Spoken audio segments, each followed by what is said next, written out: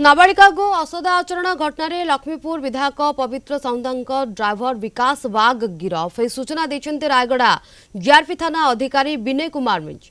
तेबे हीराखंड ट्रेन रे जड़े नाबालिका को असदा आचरण करथिले विकास। आरपीएफ गुइंदा विभाग जड़े कर्मचारी परिवार लोक हीराखंड ट्रेन रे यात्रा करुथिबा बेले ए अघटनर सम्मुखीन होइथिले। तेबे नाबालिकांकर मां तांकु विरोध करिबारु विकास तांको सह बचसा करथिले। सेही समय तांको सह विधायकंकर पीएसओ मध्ये उपस्थित रहिथिले। आज नाबालिकांक बापा जीआरपी थाना रे अभियोग करिबा परे पुलिस विकास वांको अटक रखी पचराउचरा करिथिला। परवर्ती समय तांकु गिरफ करी कोर्ट चलन करा जायतिबा कहिसंती जीआरपी थाना अधिकारी। हमको रिपोर्ट देथिले चैतन्य कुमार भोई जे कि स्पेशल आरपीएफ रे स्पेशल इंटेलिजेंस रे काम करथि।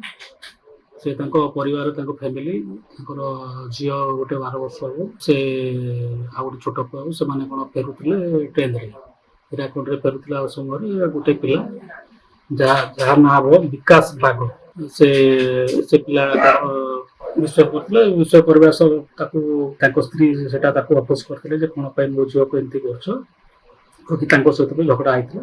तापरे माने परे आसिकी थमरे रिपोर्ट एटा 20 तारिख रो घटना स्टेटस आई विषय केस जोटा तापरे फॉलो अप एक्शन हो से निजे भी कहूँ जे सेठी काम करथिले कि लक्ष्मीपुर एमएलए को ड्राइवर थी।